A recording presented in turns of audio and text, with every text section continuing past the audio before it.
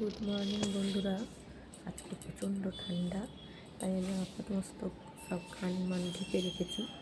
রোজই ঢেকে রাখি যতদিন না ঠান্ডা কমছে। আর এমনি ঠান্ডার খুব ধার, একটুতেই ঠান্ডা লেগে যায়। তাই চলো, ঠান্ডা হোক আর গরম হোক, কাজ তো করতেই হবে। তাই আবার আমাদের কাজ শুরু করি। কাল রাত্রে আমি রুটি বানাইনি, কালকে ওর বাবা বিরিয়ানি এনেছিল, তো কালকে আমরা 3 দিন বিরিয়ানি খেয়েছি। তো তার জন্য আজকের গ্যাসটা বেশি নোংরাও হয়নি, আটার গুঁড়ি টুড়ি বেশি পড়েও নেই। এই দেখো, তার জন্য বেশি আটা ফাটা কিছু পড়েও নেই, নোংরাও হয়নি। তো তাড়াতাড়ি মোছা হয়ে যাবে, নাহলে এই রেলিংগুলোকেও আমাকে ঝাড়তে হতো, মুছতে হতো। আর আজকে ওইসব কোনো কাজ নেই, তাড়াতাড়ি হয়ে যাবে আজকে মোটামুটি। আর কালকে তোমাদের বলেছিলাম একটা গিফট দেখাবো, আমি ভুলেই গেছি আর গিফটটা দেখাতে। আজকে শিওর আমি দেখাবো, সরি তার জন্য তোমাদেরকে। আমি আজকে তোমাদেরকে গিফটটা দেখাবো। হলো আমার এই বারান্দা মোছা। এই যে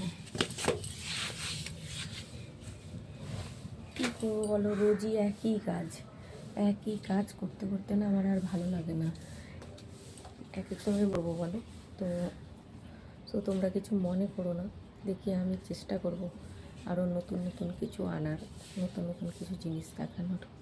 তো তোমরা আমার সঙ্গেই থেকো, আর প্লিজ তোমরা বোর হয়েও না।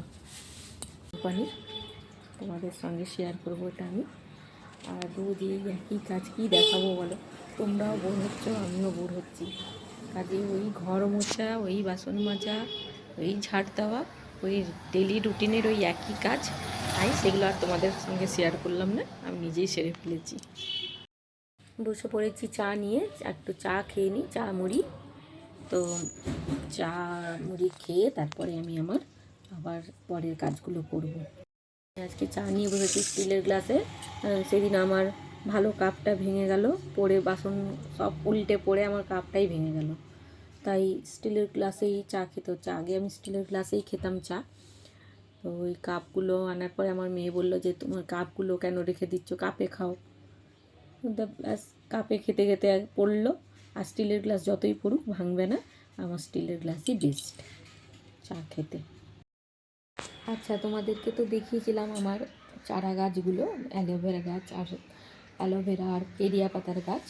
তো ওই এর মধ্যে তারাও দেখাচ্ছে। এই দেখো, এই মাটিগুলোকে ভালো করে খুঁড়ে দিচ্ছি, নাহলে কি হয়, গোড়াগুলোর মধ্যে এত মাটি টাইট হয়ে বসে গেছে যে অক্সিজেনই ঢোকে না। তাই একটু ভালো করে আমি খুঁড়ে দিচ্ছি। এমনি তো এখানে এখন রোদ পড়ে না শীতকালে, গরমকালে রোদ পড়বে, তখন এগুলো আবার ভালো মতন বাড়বে। আমি এখন একটুখানি খুঁচিয়ে দিই, মাটিগুলোকে উলট পালট করে দিই। দেখো, এটা হয়ে গেছে, করা হয়ে গেছে এটা। এবারে অ্যালোভেরা গাছটা করি। অ্যালোভেরা গাছটা একটু এরকমই মাটি চাপা হয়ে গেছিলো, একটু জল দিয়ে এটাকেও একটুখানি খুঁড়ে দিই, তাহলে গাছটা বেশ ভালো থাকবে। আর পাশটাই খুঁড়ে দিলে তাহলে এই অক্সিজেনটাও ভালো মতন ঢুকবে, গাছ ভালো পাবে অক্সিজেন, মাটিটা জলও ভালো মতন ঢুকবে। এই দুটোই তো গাছ, আমার তো আর কোনো গাছ নেই, এদেরকে একটুখানি যত্ন করি। আর এই দেখো হয়ে গেছে, খোঁড়া হয়ে গেছে, খুঁড়ে দিয়েছি। মাটিগুলোকে উপর নিচ করে দিলাম, খুঁড়ে খুঁড়ে। মাটির গাছটা একটু বেঁকে গেছিলো, গাছটা একটুখানি মাটি দিয়ে দিলাম এই সামনেটায়, তাহলে সোজা হয়ে যাবে। আবার তো ভারে না, ভারের জন্য এটা বেঁকে যাচ্ছে। একটুখানি ভালো করে মাটি দিয়ে সোজা করে দিই। ভালো করে আমি কুড়ে দিয়েছি, একদম মাটিগুলোকে ওপর নিচ করে দিয়েছি। দুব্বোটা করার কিছু দরকার নেই, এটা এমনিই থাক, এটার কোনো অসুবিধা নেই। এটাকে আর ওপর নিচ করার দরকার নেই, দুটোকে করে দিলাম। চলে এলাম রান্নাঘরে। এবারে আজকে মেয়ে বলেছে সয়াবিন নিয়ে খাবে, ওই যে সয়াবিনকে ভেজে আর কি, ওর মধ্যে একটু সস দিয়ে ওই টিফিন ওটাই খাবে। তো ওটা আমি এখন বানাতে এলাম। কড়াই বসিয়ে দিয়েছি, কড়াইয়ে জলও দিয়ে দিলাম, সয়াবিনগুলো ঢেলে দিলাম।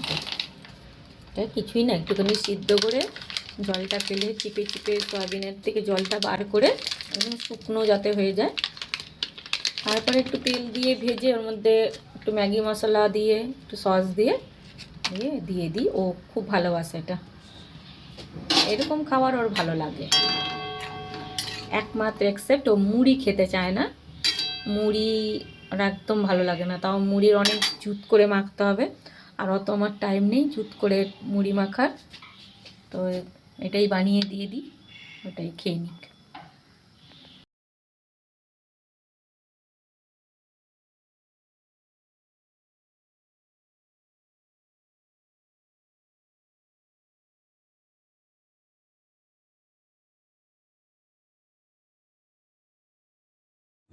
আমার জামাইবু এসছে এখন, জামাইবু আর আমার বর দুজন মিলে দাঁড়িয়ে দাঁড়িয়ে এখন কথা বলছে, আর আমি ভিডিও করছি বলে হাসছে। আমাকে বললো চা বানাতে, তো আমি এখন যাই চাটা বানিয়ে নিয়ে গিয়ে।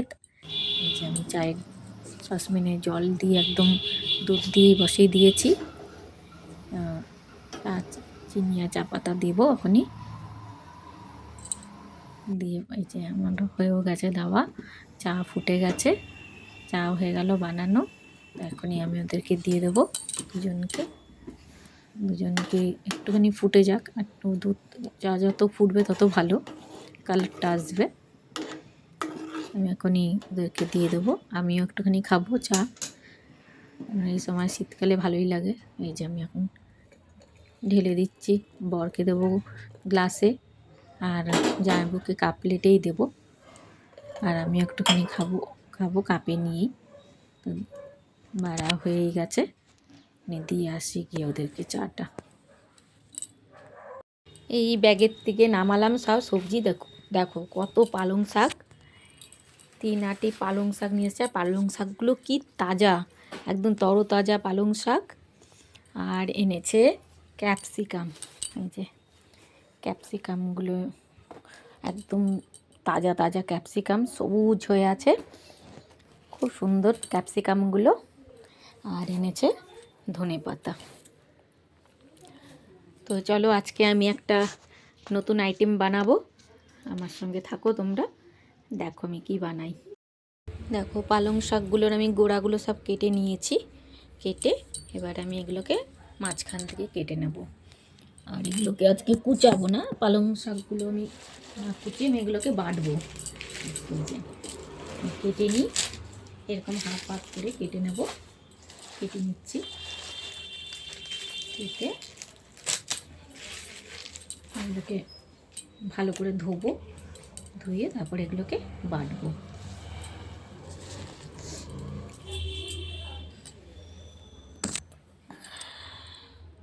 এই যে আমার পালং শাকগুলো আমি হাফ হাফ করে কেটে আমি ধুয়ে নিয়েছি পালং শাকটা ভালো করে। এবারে এই যে শিলনোড়াটার মধ্যে আমি বাটবো। আমার মিক্সিটা খারাপ হয়ে গেছে, ওটা ঠিক করানোই হচ্ছে না। মিক্সি থাকলে তাড়াতাড়ি হয়ে যেত, কিন্তু মিক্সি যখন নেই তো কি করব, শিলনোড়াতেই বেটে নিই। একটু টাইম লাগবে শিলনোড়াতে বাটতে, কিন্তু কিছু করার নেই, শিলনোড়াতেই একটু বেটে নিই। দেখো শিলনোড়ার মধ্যে এবারে পাতাটাকে বেটে নিচ্ছি।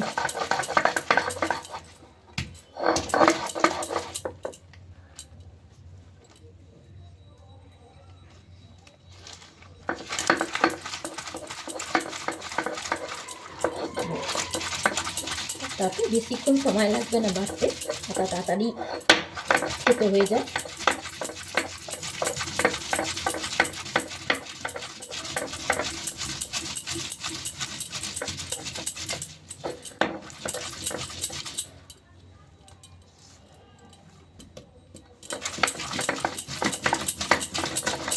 মিক্সি থাকলে তো তাড়াতাড়ি হয়ে যেত, যখন মিক্সিটা খারাপ হয়ে যাওয়াতে তো মিক্সিটা আমার ঠিক করাতে হবে।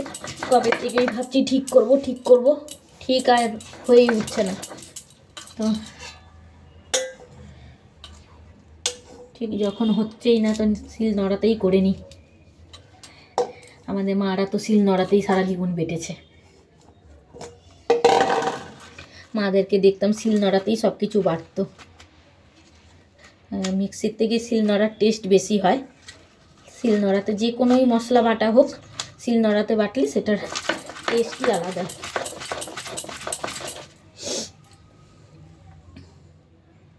দেখো এই যে আমার হয়ে গেছে পালং শাকগুলোকে বাটা, পালং শাকগুলো বেটে নিয়েছি।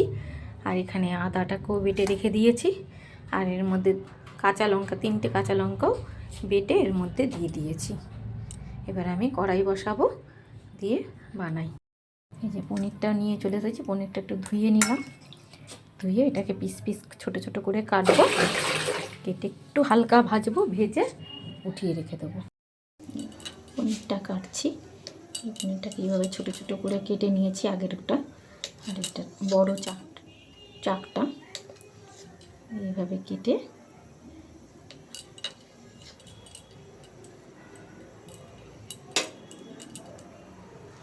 হাফ হাফ করে কাটি, তাহলে তাড়াতাড়ি হয়ে যাবে। এই যে হয়ে গেছে কাটা পনিরগুলো, বাটিটার মধ্যে তুলে রেখে দিই। কড়াই বসিয়ে দিয়েছি, কড়াই গরমও হয়ে গেছে, তেল দিয়ে দিয়েছি। তেলটাও একটুখানি গরম হয়েই গেছে। পনিরগুলো এবারে ছেড়ে দিই। হালকা ভাজতে হবে, বেশি না, জাস্ট একটুখানি তেলের মধ্যে নাড়াচাড়া করা। বেশি ভাজলে পরে ভাল লাগবে না। মাছটা একটু আস্তে করে দিই।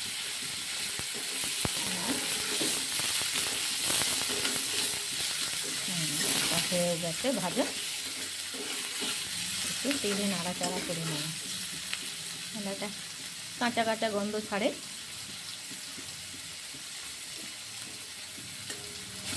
কাটতে হবে একটুখানি, পিসটা বড় রয়ে গেছে।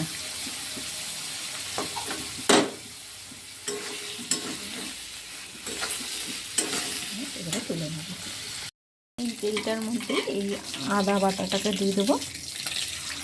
আদা বাটাটা দিয়ে দিলাম এর মধ্যে।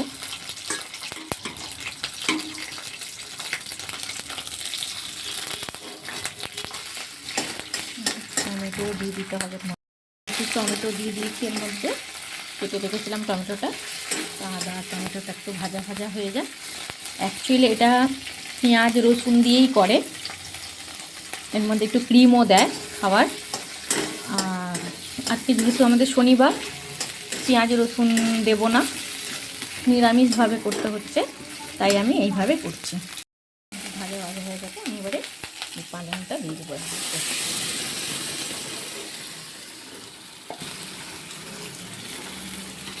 এইদিকে আমার ভাতও ফুলে গেছে। ও ভাতটাকে অফ করে দিলাম, গ্যাসটা।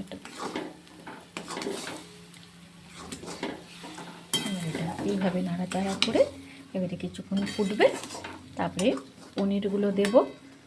আর এর মধ্যে একটু ঘি দিয়ে দেবো লাস্টে। নুন হলুদ দিতে হবে, এই নুন মিষ্টি দিতে হবে। দিয়ে দিয়েছি সব, নুন হলুদ পরিমাণ মতন দিয়ে দিয়েছি। আর লাস্টে একটু মিষ্টি দেবো সামান্য, তাহলে কম্বিনেশনটা খুব সুন্দর লাগবে। আর একটু ঘি দেব, একটু ফুটুক ততক্ষণ, এটা হোক।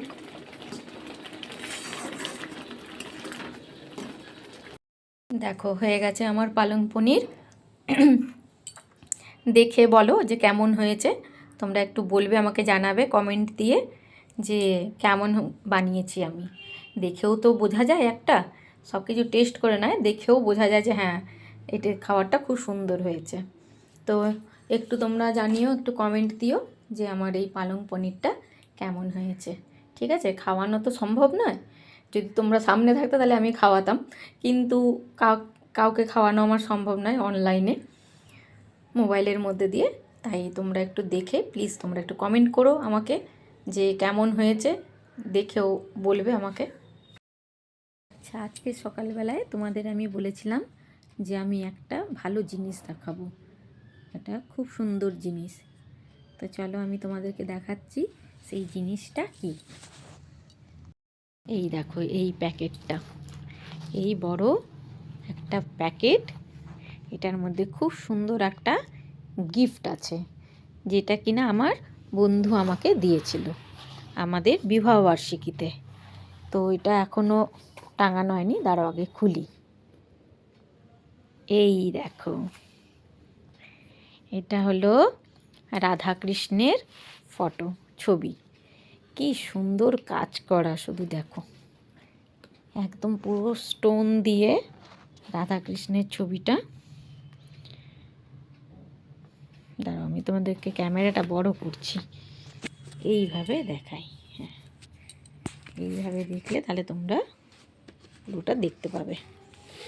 এই দেখো কত সুন্দর রাধাকৃষ্ণের ছবিটা, ফটোটা এত সুন্দর, মানে আমার মন ভরে গেছে রাধাকৃষ্ণের এই ফটোটা দেখে, এত সুন্দর। তো এটা আমি আমাদের এই ঘরের দেওয়ালেই টাঙাবো। তো যেহেতু সময় হচ্ছে না বলে আর টাঙানোই হচ্ছে না, দেখা যাক একদিন সময় বার করে তো টাঙাতেই হবে, লাগাবো এই ফটোটা।